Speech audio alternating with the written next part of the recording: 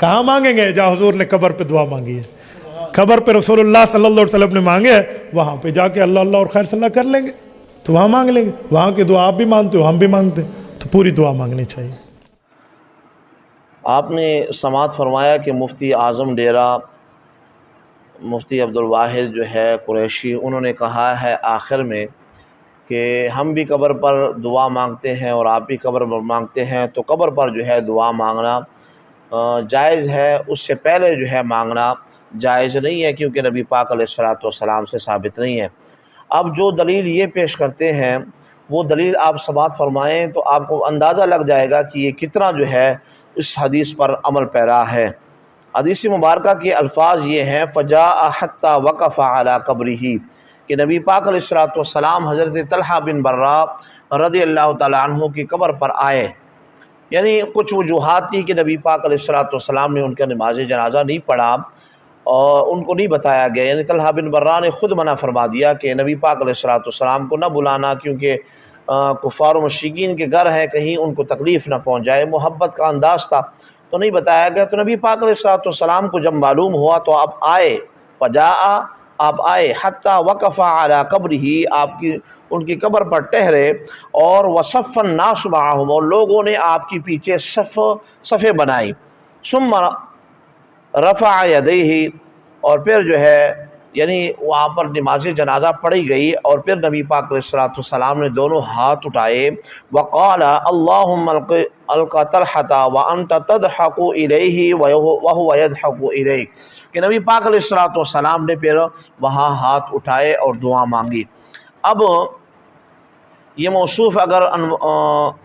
انور شاہ کشمیری کے فتح الباری کو پڑھتے تو وہاں ان کو سمجھ میں آ جاتی کہ وہ بھی مان گئے ہیں کہ جو اہل سنت حنفی بریلوی جو عمل کرتے ہیں ان کا یہ عمل جو ہے اس حدیث کے مطابق ہے، یعنی نماز جنازہ کے فوراً بعد جو دعا مانگتے ہیں ان کا یہ عمل جو ہے اہل سنت کا حنفی بریلویوں کا صحیح ہے، تب جا کے اس حدیث پر جو ہے وہ عمل ہوتا ہے۔ اور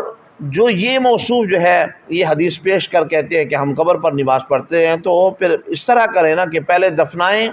اور دفنانے کے بعد جو ہے پھر لوگوں کو کہیں کہ اب صفیں بناؤ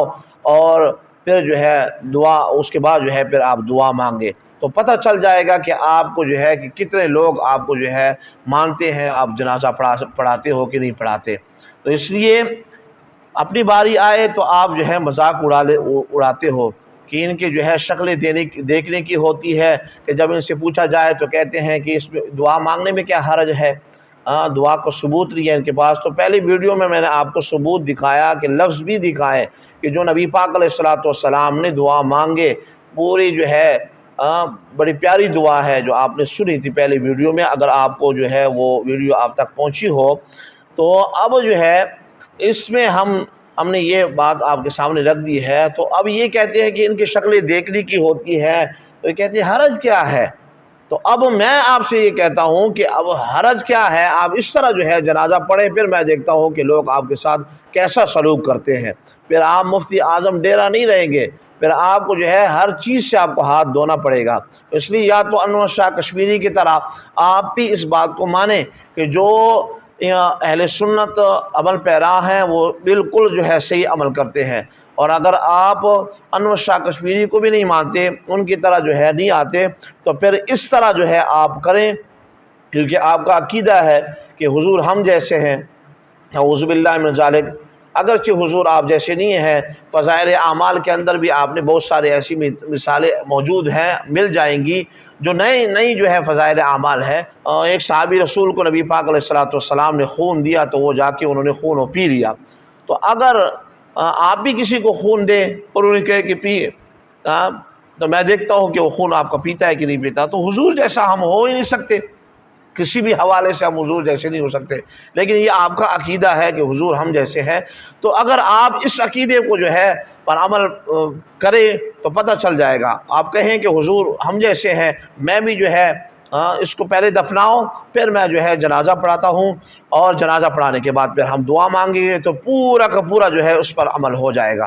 وگرنہ اس کے علاوہ اور کوئی صورت نہیں بن سکتی اس حدیث پر عمل کرنے کی۔ اس لیے اگر آپ حدیث پر عمل کرنا چاہتے ہیں تو اس طرح کریں،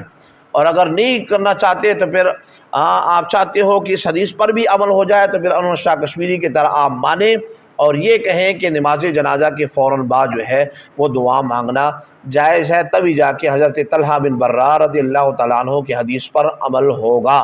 وگرنہ کبھی بھی اس حدیث پر آپ عمل نہیں کر سکتے۔ اگر آپ یہ کہتے ہیں کہ ہم قبر پر دعا مانگتے ہیں تو قبر پر نبی پاک علیہ السلام نے جس طرح دعا مانگی ہے وہ پوری کی پوری حدیث جو ہے جس طرح آپ نے عمل فرمایا ہے اس طرح آپ عمل کر کے آپ دکھائیں تو پتہ چل جائے گا کہ آپ کو جو ہے اپنے ہی لوگ آپ کو جو ہے ڈنڈے مار کر آپ کو نکالیں گے۔